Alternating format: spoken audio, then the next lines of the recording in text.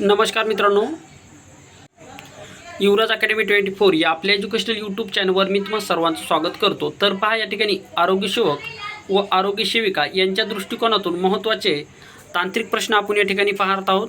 जर मित्रांनो तुम्हाला आरोग्यसेविका या पदासाठी जर बॅच जॉईन करायची असेल तर या ठिकाणी आपण सिलेबसनुसार जवळपास 46 व्हिडिओ या ठिकाणी अपलोड केले। आपल्या बॅचमध्ये एकूण 46 व्हिडिओचा समावेश आहे आणि महत्त्वाची गोष्ट, सर्व जे काही व्हिडिओ असणार आहे तर हे सिलेबसनुसारच आहेत, त्यामुळे याचा 100% तुम्हाला त्याचा फायदा होईल। आणि दुसरी महत्त्वाची गोष्ट म्हणजे, जर तुम्ही आरोग्यसेवक या पदाची तयारी करत असाल तर आपली 600+ वन लाइनर क्वेश्चनची एक PDF आहे, ही सुद्धा तुम्ही घेऊ शकता। त्याच्यानंतर जर तुम्हाला नवीन सिलेबसनुसार जर तांत्रिक क्वेश्चनचे जर टेस्ट सिरीज लावायची असेल तर एकूण 10 टेस्ट सिरीज तुम्हाला या ठिकाणी उपलब्ध करून देण्यात आले आहेत। एका टेस्ट सिरीजमध्ये एकूण 20 तांत्रिक क्वेश्चन आहेत, म्हणजे 10 टेस्ट सिरीजमध्ये एकूण 200 प्रश्नाचा सराव तुमचा या ठिकाणी होणार आहे। सर्व प्रश्न या ठिकाणी परीक्षेच्या दृष्टिकोनातून महत्त्वाचे आहेत, म्हणजे न्यू सिलेबसनुसार असणार आहेत। जर तुम्हाला ही बॅच परचेस करायची असेल किंवा ह्या PDF आणि ह्या जर टेस्ट सिरीज जर तुम्हाला घ्यायची असतील तर 7977 09 2714 या नंबरशी तुम्हाला संपर्क साधू शकता, किंवा डिस्क्रिप्शन बॉक्समध्ये मी तुम्हाला संपर्क साधण्यासाठी मोबाईल क्रमांक दिलेला आहे। तर चला आता वेळ न लावता व्हिडिओची सुरुवात करूया। पहिला प्रश्न आहे आपला आजच्या व्हिडिओमधला, मानवाचा समावेश प्राणी गटामध्ये केला जातो तर मानवाचा समावेश सस्तन प्राणी या गटामध्ये केला जातो। मानवाचा समावेश सस्तन प्राणी या गटामध्ये केला जातो। सस्तन म्हणजे काय? ज्याला स्तन असतात आणि जे प्राणी आपल्या पिल्लांना दूध पाजतात त्याला सस्तन प्राणी असं म्हटलं जातं। 2 नंबरचा प्रश्न पहा, मानवाच्या पचन संस्थेमध्ये रिकाम जागा आणि रिकाम जागा समावेश होतो तर मानवाच्या पचन संस्थेमध्ये अन्ननलिका आणि पचन ग्रंथी यांचा समावेश होतो। मानवाच्या पचन संस्थेमध्ये अन्ननलिका आणि पचन ग्रंथी यांचा समावेश होत असतो। पुढचा प्रश्न पहा, मानवाच्या प्रत्येक जबड्यामध्ये रिकाम जागा याप्रमाणे दात असतात तर माणसाच्या प्रत्येक जबड्यामध्ये 32 16 याप्रमाणे माणसाच्या प्रत्येक जबड्यामध्ये 16 याप्रमाणे एकूण 32 दात असतात।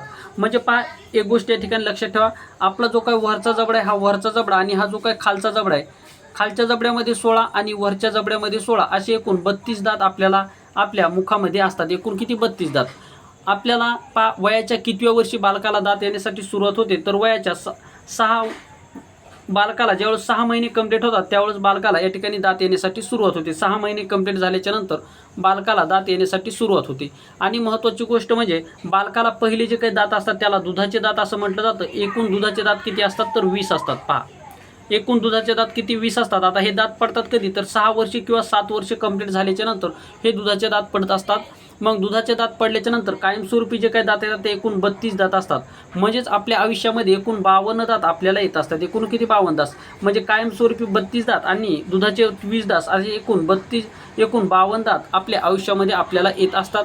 पहा, या ठिकाणी महत्त्वाचे मुद्दे म्हणजे, आपल्या जबड्यामध्ये एकूण 32 दात असतात, खालच्या जबड्यामध्ये 16, वरच्या जबड्यामध्ये 16। त्याच्यानंतर दुधाचे दात येण्यासाठी सुरुवात केव्हा होते तर 6 महिने पूर्ण झाल्याच्या नंतर बालकाला दुधाचे दात येतात। त्याच्यानंतर हे दुधाचे दात पडण्यासाठी सुरुवात केव्हा होते? 6 ते 7 वर्षे कंप्लीट झाल्याच्या नंतर हे दुधाचे दात पडतात। आता हे दुधाचे दात पडल्याच्या नंतर आपल्याला कायमस्वरूपी दात खालच्या जबड्यात 16, वरच्या जबड्यात 16 एकूण 32 दात येतात। आणि आपल्याला आपल्या आयुष्यामध्ये एकूण किती दात येतात तर आपल्या आयुष्यामध्ये एकूण 32 दात आपल्याला येत असतात। एवढे मुद्दे तुम्हाला लक्षात ठेवायचे आहेत। त्याच्यानंतर पुढचा प्रश्न पहा, रक्ताभिसरणाचा शोध कोणी लावला? 4 नंबरचा प्रश्न पहा, रक्ताभिसरणाचा शोध कोणी लावला तर विल्यम हार्वे या शास्त्रज्ञाने रक्ताभिसरणाचा शोध लावलेला आहे। विल्यम हार्वे या शास्त्रज्ञाने रक्ताभिसरणाचा शोध लावलेला। आता रक्ताभिसरण म्हणजे काय? म्हणजे काय मित्रांनो, पहा, आपल्या शरीरामध्ये जे काही रक्त इतर पेशींना पुरविलं जातं तर हे कशाद्वारे पुरविलं जातं? या ठिकाणी शिराद्वारे, किंवा या ठिकाणी जे काय आपल्या हे जे काय आपल्या शरीरामध्ये ज्या काय नलिका असतात या नलिकाद्वारे हे पुरविलं जातं, ज्यांना शिरा असं म्हटलं जातं। आणि धमन्या यासाठी सुद्धा आपल्याला हे रक्त पुरविलं जातं। म्हणजे काय केलं जातं मित्रांनो, पहा, आपल्या शरीरामध्ये फुफ्फुसामध्ये जे काही रक्त शुद्ध होतं तर हे या ठिकाणी आपल्या शरीरातील इतर पेशींना पुरविण्याचं कार्य कोण करतात? धमन्या करतात। म्हणजे धमन्यामध्ये शुद्ध रक्त असतं आणि शुद्ध रक्त झाल्याच्या नंतर पेशीने हे रक्त वापरलं, आता अशुद्ध झाल्याच्या नंतर परत हे रक्त आपल्या हृदयाकडं आणण्याचं कार्य कोण करत असतं? शिरा करत असतं। म्हणजे या ठिकाणी पहा, शिरामध्ये कसं असतं? शिरामध्ये अशुद्ध रक्त असतं तर धमन्यामध्ये शुद्ध रक्त असतं। हा सुद्धा प्रश्न विचारला जाईल की शुद्ध रक्त आपल्या शरीरामध्ये कुठं असतं तर ते धमन्यामध्ये असतं आणि अशुद्ध रक्त हे शिरामध्ये असतं, लक्षात ठेवायचं आहे। आणि रक्तभिसरणाचा शोध कोणी लावला? विल्यम हार्वे यांनी लावला। तर रक्तगटाचा शोध कोणी लावला तर कार्ल लँडस्टीनर यांनी रक्तगटाचा शोध लावले। हा फरक तुम्हाला या ठिकाणी लक्षात ठेवायचा. बऱ्याच वेळेस परीक्षेला प्रश्न विचारला जातो, परंतु रक्ताभिसरण म्हणजे काय आणि रक्तगटाचा शोध कोणी लावला यामध्ये आपण कन्फ्यूज होतो. मग याचं उत्तर त्याला, त्याचं उत्तर याला करतो. त्यामुळे या ठिकाणी हा प्रश्न थोडा काळजीपूर्वक लक्षात ठेवायचा आहे. तर हा प्रश्न तुम्हाला व्यवस्थित समजला असेल. त्याच्यानंतर 5 नंबरचा प्रश्न पहा. शरीरात रक्ताचे प्रमाण एकूण वजनाच्या किती टक्के असते? तर आपल्या शरीरामध्ये आपल्या एकूण वजनाच्या म्हणजे प्रत्येक व्यक्तीच्या एकूण वजनाच्या किती टक्के आपल्या शरीरामध्ये रक्त असतं? पहा, आपल्या शरीरामधली एकमेव द्रवऊती कुठली आहे? तर ते आहे रक्त. मित्रांनो, आपल्या शरीरामध्ये एकमेव द्रवऊती कुठली असेल तर ते रक्त आहे. रक्त किती घटकापासून बनलेलं आहे? तर रक्त एकूण 2 घटकापासून बनलेले. पहा, एक म्हणजे पेशी आणि दुसरा म्हणजे द्रव. अशा 2 घटकापासून आपलं रक्त बनलेलं आहे. आता आपल्या रक्तगटामध्ये 3 प्रकारच्या पेशी असतात. एक म्हणजे पांढऱ्या पेशी, दुसऱ्या म्हणजे तांबड्या पेशी, तिसऱ्या म्हणजे चपट्या पेशी. आता पांढऱ्या पेशीचं कार्य काय, चपट्या पेशीचं कार्य काय आणि या ठिकाणी तांबड्या पेशीचं कार्य काय, याविषयी मी आपल्या बॅचमध्ये तुम्हाला डिटेलमध्ये माहिती दिलेली आहे. त्यामुळे जर तुम्हाला बॅच घ्यायची असेल तरी बॅच परचेस करू शकता. अतिशय बॅच मित्रांनो महत्त्वाची आहे आणि त्यामध्ये सर्व प्रश्नाचं विश्लेषणासकट, त्याच्यानंतर जो काही सिलेबस आहे या सिलेबसच्या विश्लेषणासकट, त्याच्यानंतर मित्रांनो प्रश्न तुम्हाला कशा स्वरूपामध्ये येतील, मग तुम्ही कशा प्रकारे अभ्यास केला पाहिजे, मग प्रश्न आल्याच्यानंतर त्या प्रश्नाला टॅकल कसं करायची याची संपूर्ण माहिती मी तुम्हाला दिलेली आहे. आता यामध्ये आपल्या शरीराच्या एकूण वजनाच्या 9% वजन हे आपल्या रक्ताचं असतं. ठीक आहे, आपल्या रक्ताचं वजन किती? 9% असतं.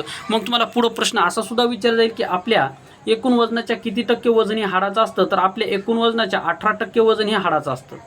पुढे जाऊन प्रश्न असा पण विचारला जाईल की आपल्या शरीराच्या एकूण वजनाच्या किती भाग हा स्नायूने बनलेला आहे? तर आपल्या शरीराचा 2/3 भाग हा स्नायूने बनलेला आहे. आपल्या शरीरामध्ये स्नायू किती असतात? तर आपल्या शरीरामध्ये एकूण या ठिकाणी 639 स्नायू आपल्या शरीरामध्ये आहेत. आणि आपलं जे काही स्नायूचा अभ्यास करणाऱ्या शास्त्राला मायोलॉजी असं स्नायूचा अभ्यास करणाऱ्या शास्त्राला म्हटलं जातं. म्हणजे या प्रश्नाच्या अनुषंगाने काय लक्षात ठेवायचं आहे? रक्तामध्ये आपल्या वजनाचे एकूण किती टक्के रक्ताचं वजन असतं? 9% असतं. रक्त किती घटकापासून बनलेले? रक्त 2 घटकापासून बनलेले. एक म्हणजे पेशी, दुसरं म्हणजे द्रव्य. तर रक्त ही आपल्या शरीरातील एकमेव द्रवऊती आहे, हे सुद्धा लक्षात ठेवायचे आहे. तर पेशी पहा, तांबड्या पेशी, पांढऱ्या पेशी आणि चपट्या पेशी अशा 3 पेशीपासून हे रक्त बनलेलं आहे. आता या सगळ्यात महत्त्वाची गोष्ट म्हणजे ज्यावेळेस आपण रक्तदान करतो त्यावेळेस ज्या पिशवीमध्ये रक्त टाकलं जातं, तर त्या पिशवीमध्ये रक्तगोठणीमधून त्यामध्ये एक महत्त्वाचा द्रव रासायनिक पदार्थ टाकला जातो.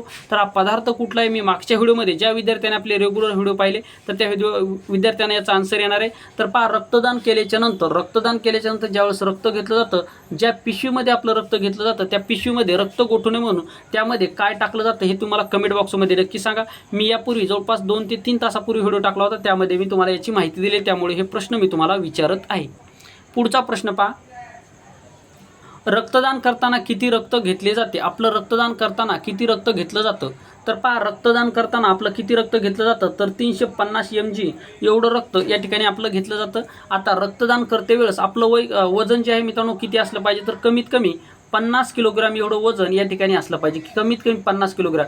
50 किलोग्रामच्या खाली जर वजन असेल तर तुम्हाला रक्तदान करता येत नाही. आणि एकदा रक्तदान केल्याच्या नंतर परत 3 महिने तुम्हाला रक्तदान करता येत नाही. म्हणजेच वर्षामध्ये तुम्ही केवळ 4 वेळेस रक्तदान करू शकता, हे लक्षात ठेवायचे आहे. आता महत्त्वाची गोष्ट म्हणजे रक्तदान करते वेळेस तुम्हाला डायबिटीसचा आजार नसला पाहिजे. दुसरी महत्त्वाची गोष्ट म्हणजे तुम्हाला हेपॅटायटिस नावाचा आजार नसला पाहिजे. आणि तिसरी महत्त्वाची गोष्ट तुम्हाला एड्स नावाचा आजार नसला पाहिजे. त्याच्यानंतर तुम्हाला कावीळ नावाचा आजार सुद्धा नसला पाहिजे. असे महत्त्वाचे जे काही आजार असतात हे आजार तुम्हाला नसले पाहिजे, हे लक्षात ठेवा.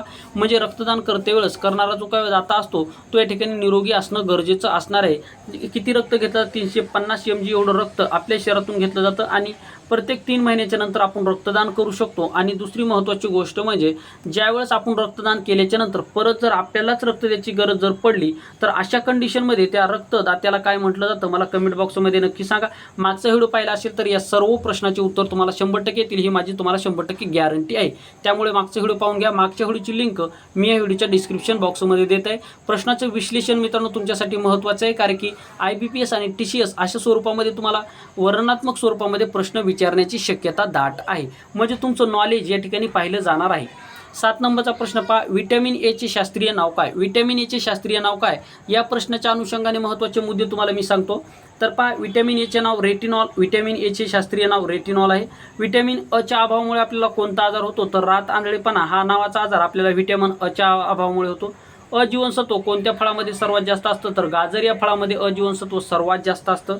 त्याच्यानंतर अजीवनसत्वाचे शास्त्रीय नाव रेटिनॉल आहे, हे तुम्हाला मी यापूर्वी सांगितलेलं आहे।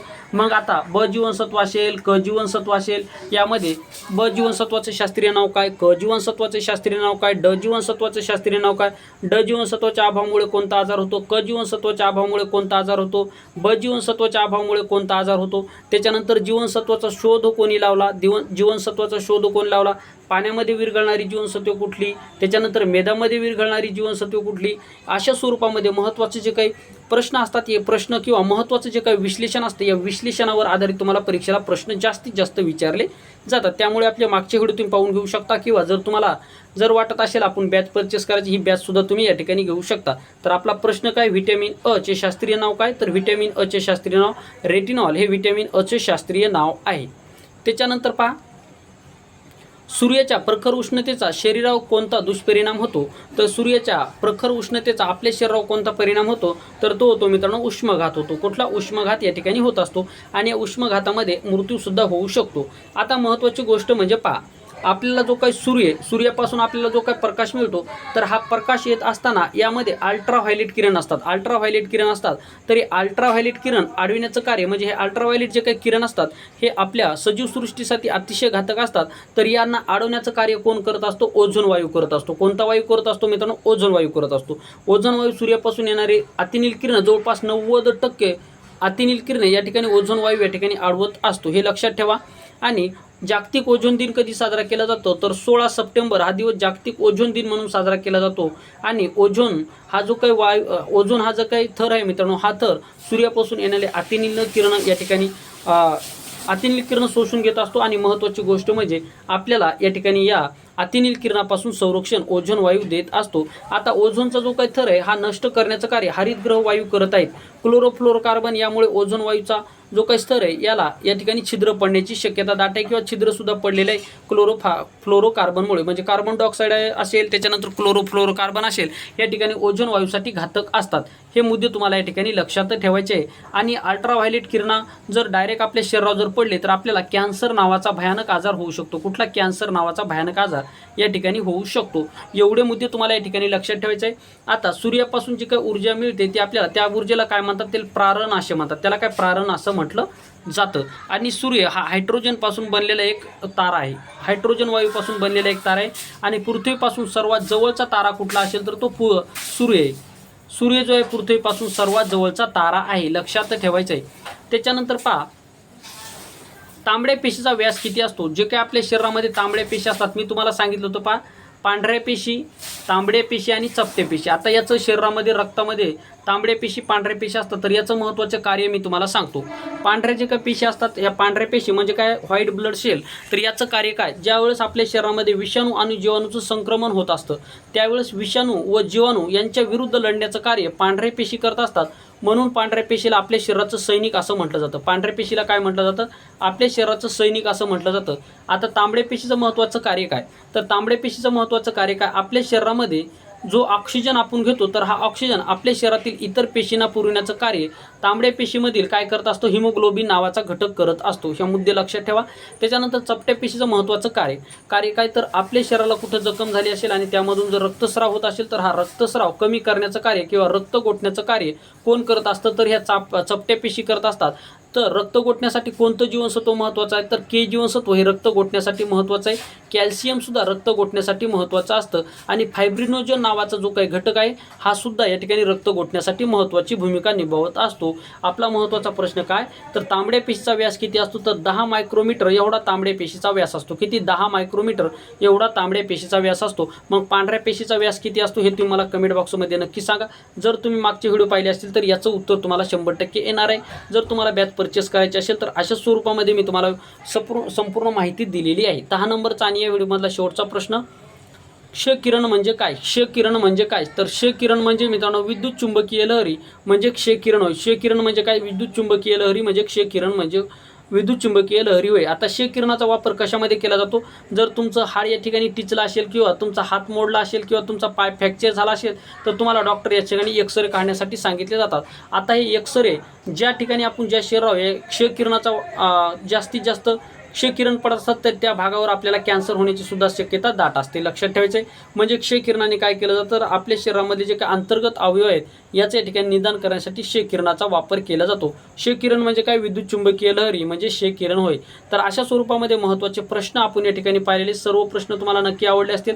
या प्रश्नाचं विश्लेषण सुद्धा तुम्हाला आवडलं असेल. नक्की हा व्हिडिओ तुम्हाला आवडला असेल. व्हिडिओ चॅनलवर नवीन असाल तर चॅनलला सबस्क्राईब करा आणि हा व्हिडिओ तुम्हाला कसा वाटला कमेंट बॉक्समध्ये नक्की सांगा.